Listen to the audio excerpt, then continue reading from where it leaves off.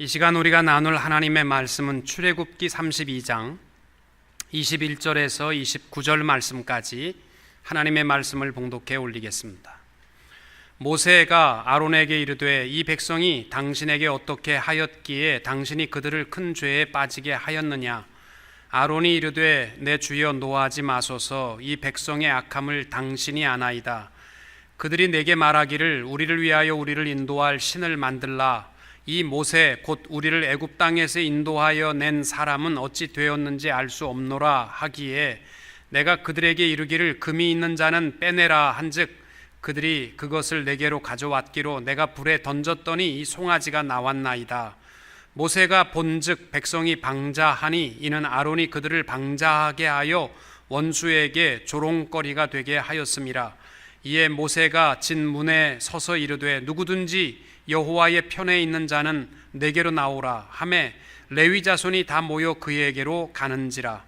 모세가 그들에게 이르되 이스라엘의 하나님 여호와께서 이렇게 말씀하시기를 너희는 각각 허리에 칼을 차고 이 문에서 저 문까지 왕래하며 각 사람이 그 형제를 각 사람이 자기의 친구를 각 사람이 자기의 이웃을 죽이라 하셨느니라.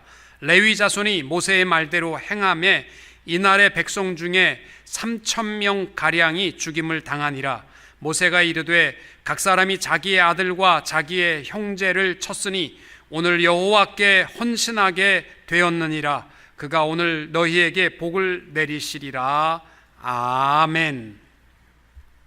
오늘의 말씀의 제목은 진정한 결단이라는 것입니다. 어떤 분이 저에게 카톡으로 이런 스토리를 보내줬습니다. 이게 진짜 이야기인지 아닌지는 모르겠습니다.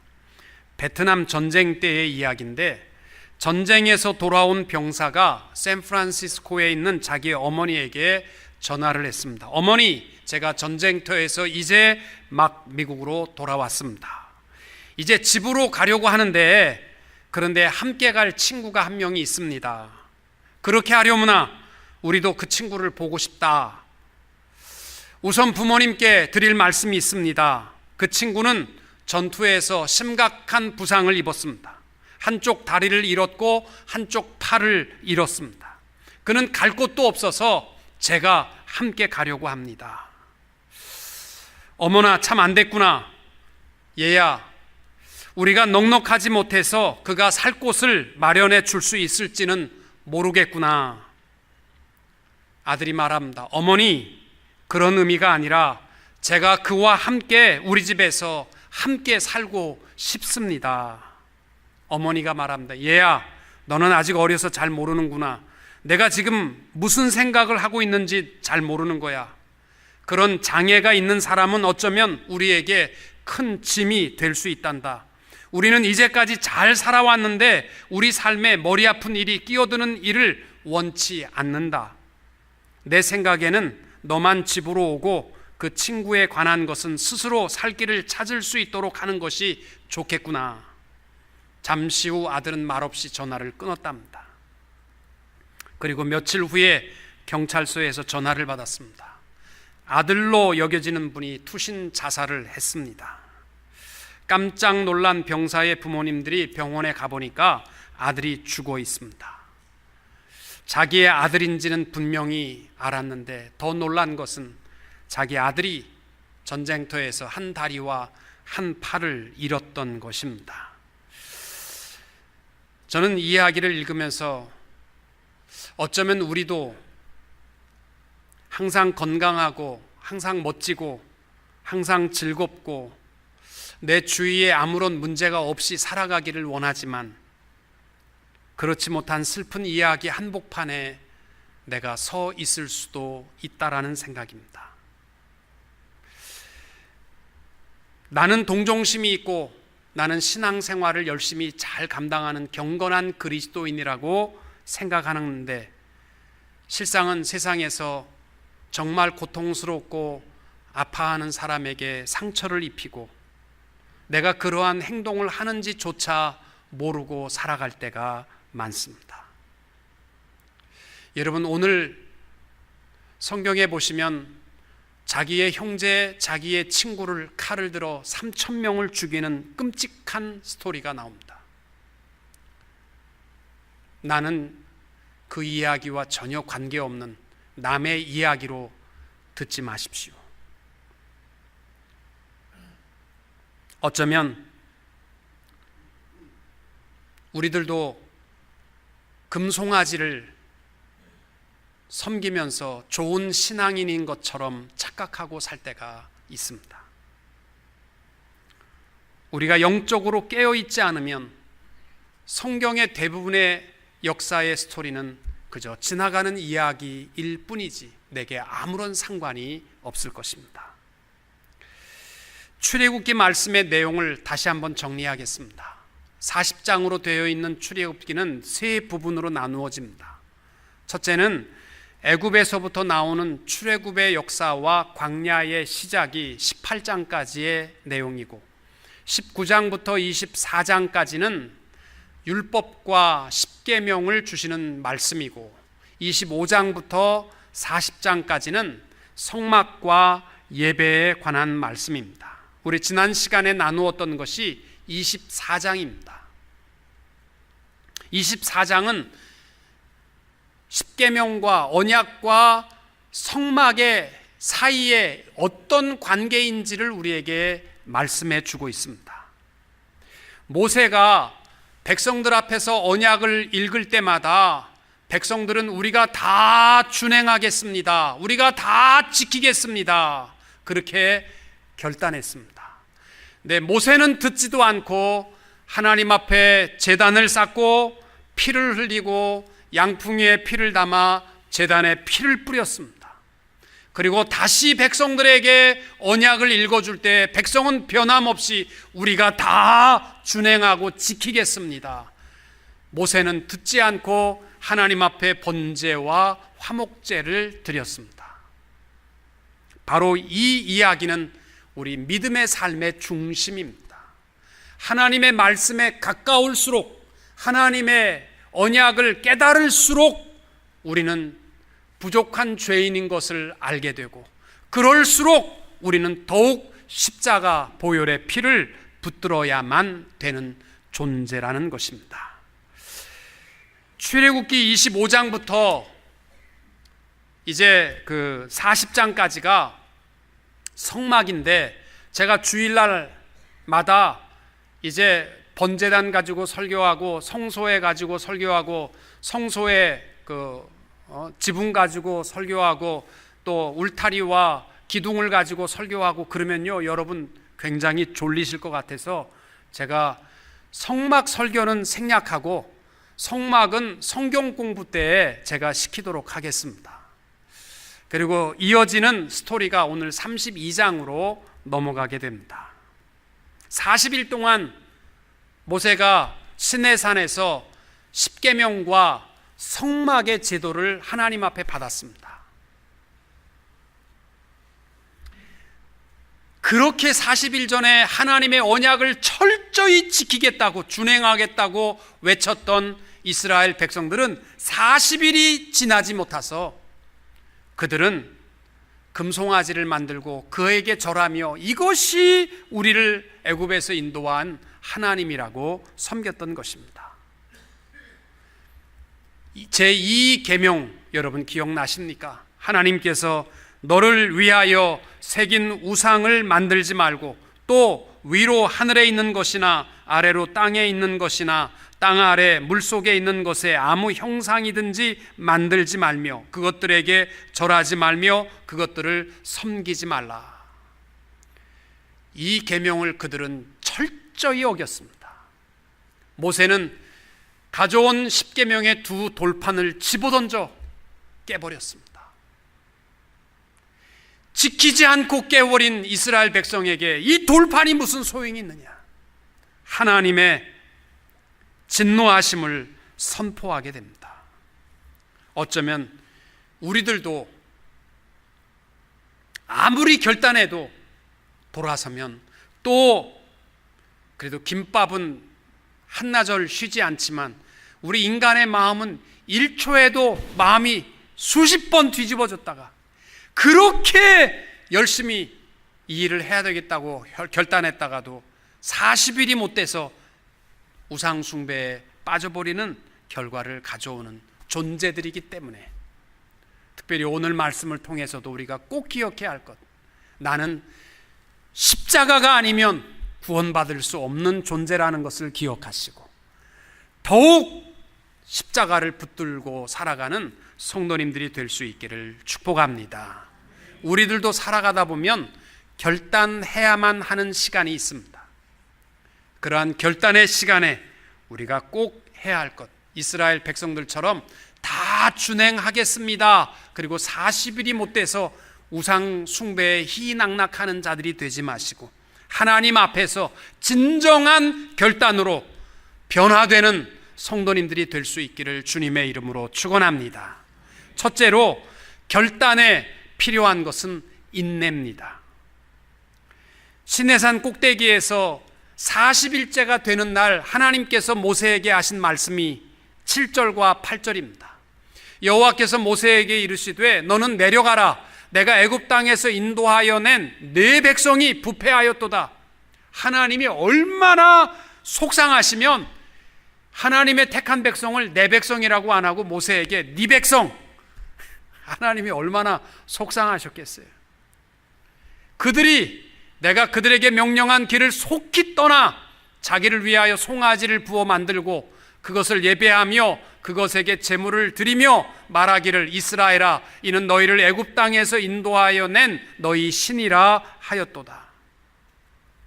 그러면 이스라엘 백성들이 왜 금송아지 만들었을까요? 그 이유는 1절입니다. 자기들이 생각할 때 모세가 너무 안 내려오는 거예요. 죽었는지 살았는지 모르겠는 거예요. 1절에 백성이 모세가 산에서 내려옴이 더딤을 보고 모여 백성이 아론에게 이르러 말하되 일어나라, 우리를 위하여 우리를 인도할 신을 만들자. 하나님, 사실은 모세가 올라가면서 일주일 후에 내려올게 그런 말도 못했어요. 왜? 자기도 모르니까. 그 정한 시간은 하나님만 알고 있었어요. 그래서 모세는 그냥 올라갔는데 이제나 저제나 이제는 내려오겠지라고 기다렸던 이스라엘 백성들은 39일이 지나도 안 내려오는 거예요. 그래서 답답해서 그들은 하나님의 형상을 보기 위하여 금송아지를 만들었던 것입니다. 여러분, 우리의 시간에 맞추면요, 우리가 결단하고 변화된 모든 축복을 하루아침에 다 망가뜨릴 수 있습니다. 하나님의 시간에 맞추십시오. 그리고 참고 견디십시오. 마태복음 24장 13절 말씀, 그러나 끝까지 견디는 자는 구원을 얻으리라. 아멘. 히브리서 12장 1절과 2절, 이러므로 우리에게 구름같이 둘러싼 허다한 증인들이 있으니 모든 무거운 것과 얽매이기 쉬운 것을 벗어버리고 인내로써 우리 앞에 당한 경주를 경주하며. 여러분, 저천성을 향하여 나가는 신앙의 필그림의 순례자의 길을 히브리 저자는 뭐라고 얘기했냐면 인내로써 감당하는 경주라고 했습니다. 여러분, 작은 열매도요, 비바람과 뜨거운 태양을 지나가지 않으면 열매를 맺을 수 없습니다.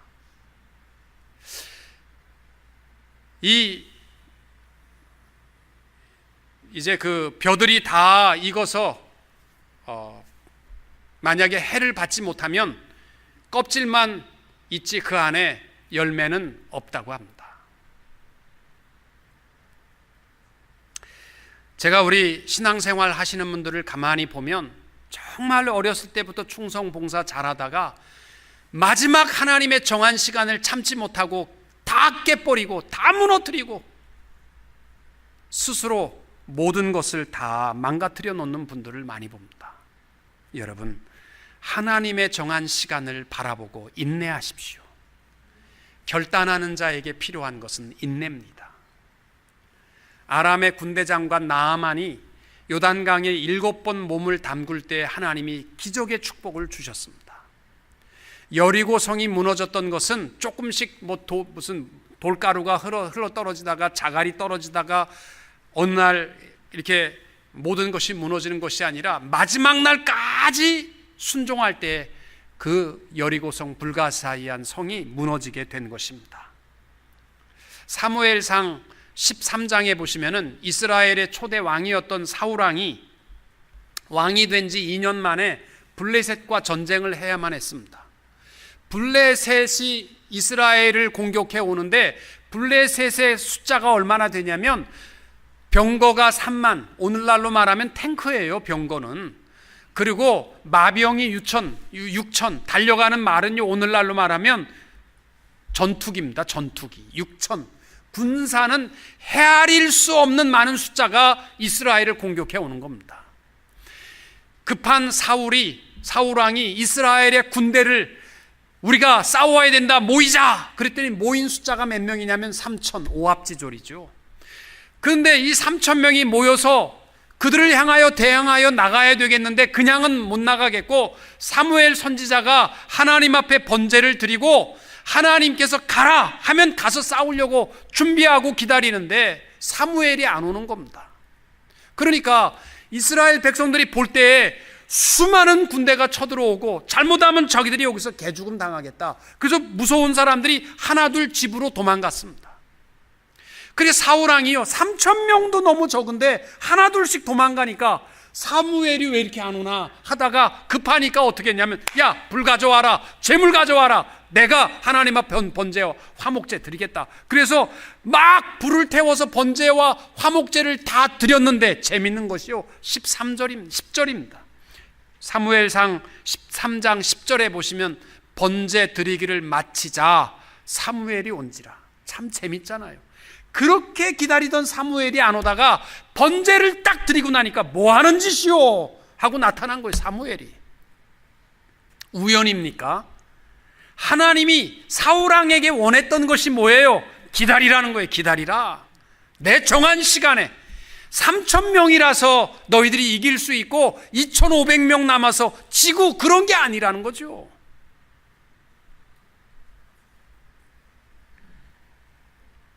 하나님은 우리에게 결단의 인내를 요구하십니다. 여러분, 고린도전서 13장에 보시면 사랑에 대해서 15가지로 정의합니다. 사랑이 뭐냐? 첫 번째 정의가 뭐냐면 오래 참고, 그리고 중간에 모든 것을 참으며 맨 마지막에 모든 것을 견디느니라. 사랑은 뭐냐면 참는 겁니다. 부부간에도 사랑한다는 말은 다른 게 아니고요, 하고 싶은 말 다 하고 사는 게 아니고 참는 거예요. 일본의 춘추 전국 시대에 천하를 주름잡았던 세 사람이 있습니다. 오다 노부나가와 도요토미 히데요시와 도쿠가와 이에야스입니다. 연배로 말하면 노부나가가 제일 위고, 그 3살 밑에가 히데요시고 6살 밑에가 이에야스입니다.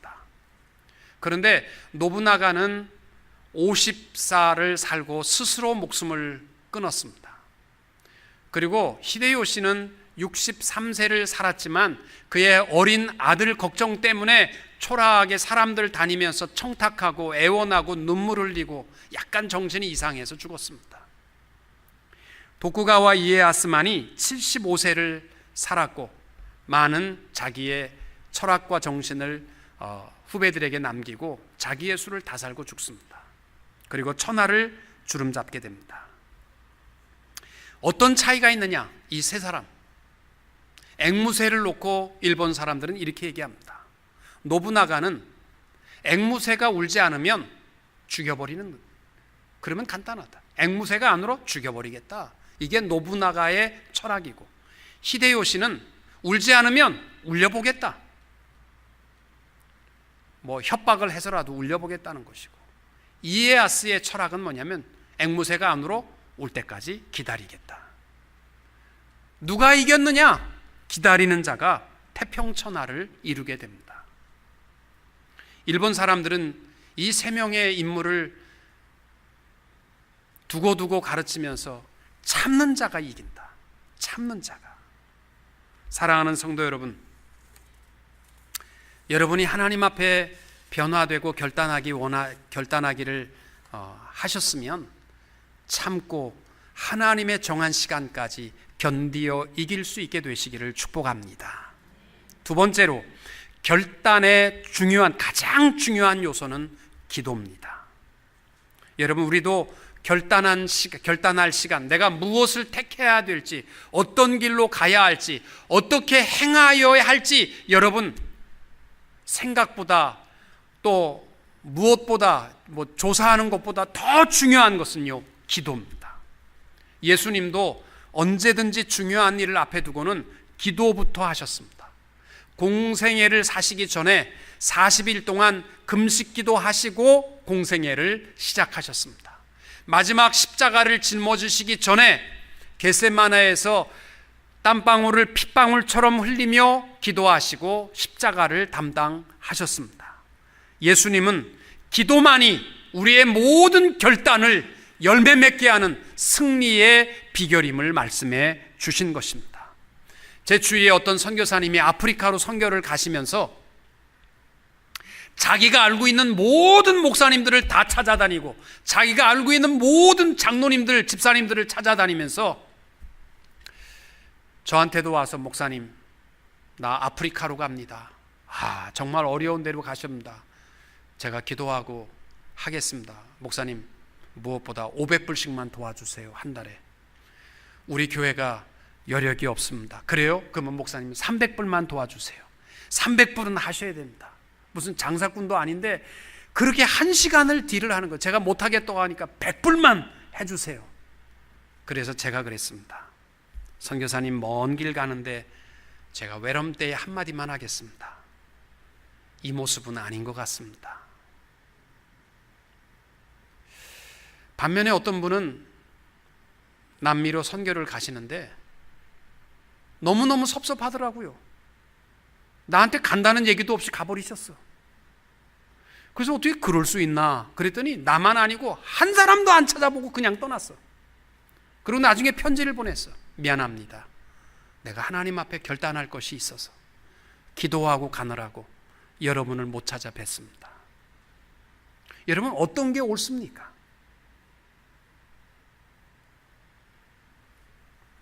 모세는 기도하지 않고 행했다가 폭삭망한 사람입니다.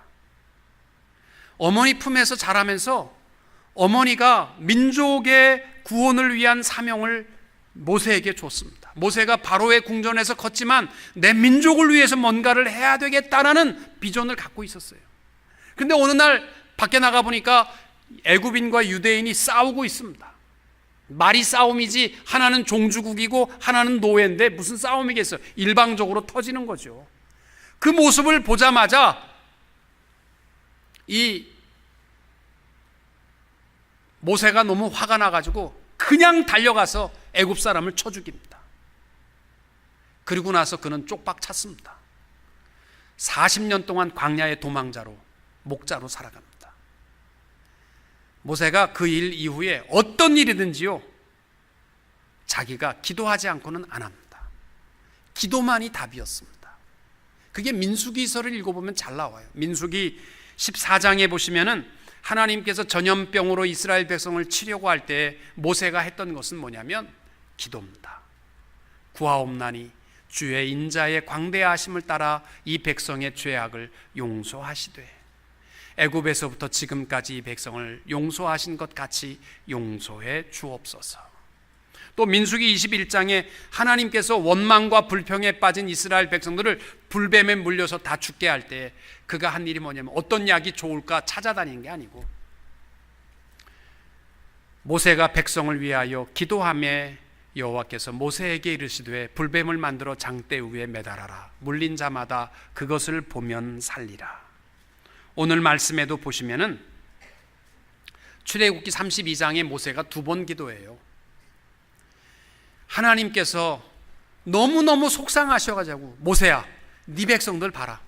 너 여기 40일 올라온 동안에 금송아지 만들어서 거기에 절하고 난리 났다. 그 말을 듣자마자 모세가 한 일이 뭐냐면 기도입니다. 노를 그치시고 뜻을 돌이키사 주의 백성에게 화를 내리지 마옵소서. 그리고 모세가 내려와서 이스라엘 백성들에게 하나님의 진노를 선포하고 칼을 들어 이스라엘 백성을 다 친 다음에 31절과 32절에 보면 모세가 하는 일은 기도입니다. 모세가 여호와께로 다시 나와 여짜오되 슬프도소이다. 이 백성이 자기들을 위하여 금신을 만들어 싸우니 큰 죄를 범하였나이다. 그러나 이제 그들의 죄를 사하시옵소서. 그렇지 아니하시오면 원하건대 주께서 기록하신 책에서 내 이름을 지워버려 주옵소서. 여러분, 이 모세의 기도는 자기 영혼을 걸고 기도하는 거예요. 자기의 필요가 아니라 내 민족을 불쌍히 여겨달라고. 차라리 나를 지옥에 떨어뜨리더라도 내 백성 용서해달라고 모세가 그렇게 기도합니다. 여러분, 이게 중보기도예요.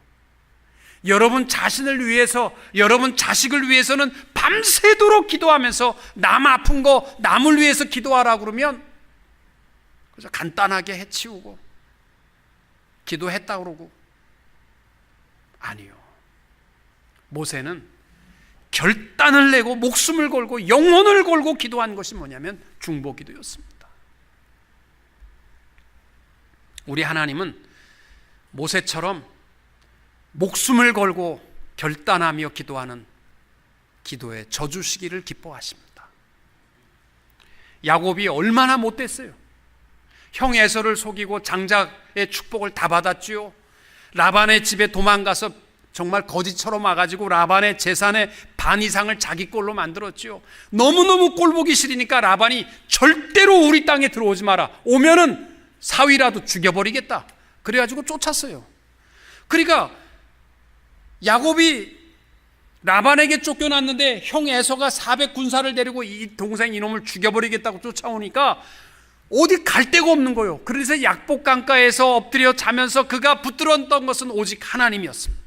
하나님 살려주세요. 하나님과 씨름할 때 하나님이 새벽녘에 나 이제 가야 되겠다, 못 가십니다, 하나님 살려주세요. 그래서 하나님께서 내 이름을 야곱이라 하지 말고 이스라엘이라 하라. 하나님과 겨루어 싸워 이기었다. 하나님이 씨름 못해서 지셨겠습니까? 사생결단을 내고 하나님 못 가십니다. 여러분 그렇게 기도해 보셨습니까? 하나님은 져주시기를 기뻐하십니다. 에스더서의 내용이 그거 아닙니까? 이스라엘 모든 백성들이 죽게 생겼습니다. 그럴 때 에스더가 온 백성에게 부탁한 말이 딱 하나입니다. 금식하며 기도합시다. 하나님이 금식 기도 왜 좋아하시겠어요? 굶는 거 왜 좋아하십니까? 결사적인 기도라는 거예요. 나는 아무것도 할 수 없으니까 하나님이 살려주면 살고 하나님이 죽이시면 나 죽습니다. 이 결단을 가지고 기도할 때 하나님이 민족을 구원해 주신 것입니다. 사랑하는 성도 여러분, 중대한 일을 앞에 두고 생각하고 재정 따지고 또 무슨 백 따지고 권력 따지고 그런 거 하지 마시고 기도하십시오. 결사각오의 기도에 하나님은 기뻐 져주십니다. 마지막으로 결단의 중요한 것은 하나님 편에 서는 것입니다. 모세는 기도한 후에 이스라엘 백성을 향하여 진정한 결단을 요구하는 것이 26절 이하입니다. 누구든지 여호와의 편에 있는 자는 내게로 나오라. 레위 자손이 다 모여 그에게로 가는지라. 모세가 그들에게 이르되 이스라엘의 하나님 여호와께서 이렇게 말씀하시기를 너희는 각각 허리에 칼을 차고 진 이문에서 저문까지 왕래하며 각 사람이 그 형제를, 각 사람이 자기의 친구를, 각 사람이 자기의 이웃을 죽이라. 여러분, 이스라엘 백성들은 서야 할, 어느 편에 서든지 서야 할 결단의 시간이 온 겁니다. 그냥 결단만 하고 또 우상 숭배하고 욕심에 빠지고 세상 유혹에 넘어지고 하는 삶이 계속될 건지, 아니면 내가 하나님 편에 서서 하나님의 영광을 위해서 살 건지 결단하라는 겁니다. 오늘날 많은 성도들이요, 사실은 하나님 편보다 마귀 편 둘 중에 하나인데 둘 다 안 속해. 절대로 안 속해. 그래가지고 세상의 쾌락도 즐기고 다 하다가 하나님 앞에도 발 하나 걸치고 있다가 마지막 꼴까닥 하는 순간에는 다 하나님 편입니다. 그리고 갈 생각하고 살잖아요. 아닙니까? 다 우리는 양쪽에 양다리 걸치고 회색지대에 살아갑니다. 근데 미안하지만 회색지대가 없습니다. 마태복음 12장 30절에 예수님이 이렇게 말씀하셨어요. 나와 함께 아니하는 자는 나를 반대하는 자, 나와 함께 모이지 아니하는 자는 해치는 자느랴. 회색지대 없습니다. 여러분, 하나님 편에 서도록 결단하십시오. 여러분, 지금 전 세계의 인구 중에 지금 약 65억이 넘어섰다고 하는데 기독교 인구가 약 31%, 21억입니다. 그리고 이슬람 인구가 23%, 16억입니다. 2050년이 되면 세계 인구가 90억, 85억이라고 그러던가 그렇게 되는데 기독교 인구가 약 25억이 되고 이슬람 인구가 28억, 거의 똑같아진답니다. 교회는 뭐하고 있길래 그렇습니까? 여러분, 캄보디아만 가보시면 알지만 캄보디아 땅의 중앙길, 그 척추뼈처럼 우리나라 경부선처럼 나여 있는 도로가 일본 도로인데 일본 도로 양옆으로 땅은요 전부 이슬람 땅입니다. 그 사람들이 다 샀어요. 그리고요 엄청나게 와서 베풉니다. 가난한 사람들에게 빵 주고 먹을 거 주고 베풀고, 우리나라에도 이슬람이 와서 직장 알선해 주고 젊은 애들 직장 없는 거 이게 치명적인 거 알기 때문에 이슬람만 와라, 우리가 직장 다 준다. 지금 그렇게 하고 있어요. 교회는요 우리 교회 더 멋지게 짓고 있고요, 우리 교회 더 화려하게 짓고 있고요, 더 웅장하게 짓고 있어요. 뭐 하는 겁니까?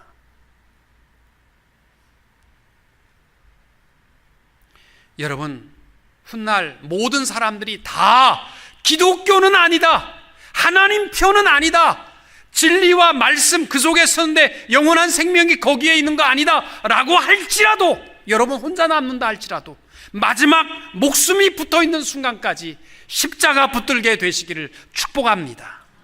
하나님 편에서 한 발자국도 물러나지 말고 그리스도 예수 안에 거할 수 있는 성도님들이 될 수 있기를 축복합니다. 하나님의 편자에게 명령한 것이 뭐예요? 허리에 칼을 차고 나가서 이 문에서 저 문까지 닥치는 형제와 친척과 형제를 죽이라. 끔찍한 일이 벌어지잖아요. 왜 그렇게 3,000명을 죽였을까요? 일단은 하나님 편의 안선자들입니다. 그렇죠? 하나님 편의 선자들은 오라고 그랬는데 안 온 자들입니다. 그리고 형제 자매를 죽이는 것은 끔찍한 일이지만 하나님이 원하시는 결단은 단호한 끊음입니다. 내 형제라 친척이라 할지라도 결단은요 단호하게 끊을 것은 끊고 해야 할 것은 하는 것을 결단하는 것이 하나님이 기뻐하는 하나님 편의 선자의 모습입니다. 이게 도대체 아무것도 변화되지 못하고 아무것도 끊지 못하고, 여러분 신앙의 삶이라는 건 다른 말로 하면요 결단의 삶입니다. 또 살아있는 예배는 다른 게 아닙니다. 무슨 목사님이 설교 잘하고 찬양대가 설교 잘하고 찬양 잘하고 무슨 예배 분위기가 좋아서 살아있는 예배 아닙니다. 살아있는 예배는요 여러분이 예배드리고 결단하고 변화되는 삶, 이게 살아있는 예배입니다. 아무것도 안 변화되는데. 여러분 혹시나 제가 설교를 지난주에 한 설교를 이번 주에 또 한다고 그래서 시험에 들지 마시기 바랍니다. 설교는요 또 할 수 있어요. 설교는 지식 전달 시간이 아니기 때문입니다. 강의는요 지난주에 하고 또 하면 이거는 빵점이에요. 왜? 알고 있는데 얘기하면 아무 소용없잖아요. 근데 설교는 아니잖아요. 설교는 지식 전달이 아니고 뭐 하냐면 변화의 결단의 시간이에요. 제가 아무리 설교해도 여론이 안 바뀌면요 또 하는 거예요. 안 바뀌어 또 하는 겁니다. 그게 설교지요. 무슨 지식 전달입니까? 지난 우리 교회 목사님은 한 달 전에 한 예화를 또 해. 그래가지고 그것 때문에 시험 드는 사람도 있어. 할 수 있어요. 왜 그런 거 가지고 시험 드십니까? 독일에 무하르도라는 목사님이 계셨어요. 그분이 한 조그만 교회 부임을 해서 보니까 뭐 다른 거 전할 거 없어. 두 양파로 딱 나뉘어서 싸우고 있는데 교회 안에서 난리가 아닌 거예요. 그래서 부임하는 날 설교를 딱 바꾸어서 한 게 뭐냐면, 내가 너희를 사랑한 것 같이 너희도 서로 사랑하라서. 너희가 서로 사랑하면 이로써 모든 사람이 너희가 교인인 줄 알리라. 너희가 그리스도인인 줄 알리라. 너희가 그리스도의 제자인 줄 알리라 설교했어요. 아멘. 근데 그 다음 주에 또 설교하는데 그 설교 또 하는 거예요. 너희가 서로 사랑하라. 그 다음 주에 또 하는 거예요. 똑같이. 그 다음 주에 또 하는 거예요. 1년을 했습니다. 그러니까 어떻게 됐겠어요? 나가세요, 목사님. 설교 준비도 안 하고 맨날 한 얘기만 또 하십니까? 목사님이 마지막 떠나는 주일날 설교도 이겁니다. 서로 사랑하십시오. 이로써 여러분이 교회고 그리스도인입니다. 제가 떠나더라도 여러분이 변할 때까지 저는 전할 것입니다. 사랑하십시오. 마지막 설교의 은혜를 받고 교회가 회개하는 역사가 이루어졌습니다. 여러분, 예배 시간마다 한 가지씩만 결단하십시오. 내가 끊지 못한 거 끊으시고 내가 꼭 해야 할 것 한 가지만 결단하십시오. 하나님께서 그러한 결단을 통해서 하나님 편의 선자의 예배를 기뻐 받으십니다. 사랑하는 성도 여러분, 조속으로 바뀌는 우리의 마음을 의지하지 마십시오. 우리는 십자가만을 붙드십시오. 그리고 모든 일을 결정하기 전에 실패 없는 결정은 기도밖에 없습니다. 기도하시고 또 하나님 편에서 예배 시간마다 결단하십시오. 그리고 인내로 감당하여 하나님 앞에 영광 돌리시는 예배자들이 되시기를 주님의 이름으로 축원합니다.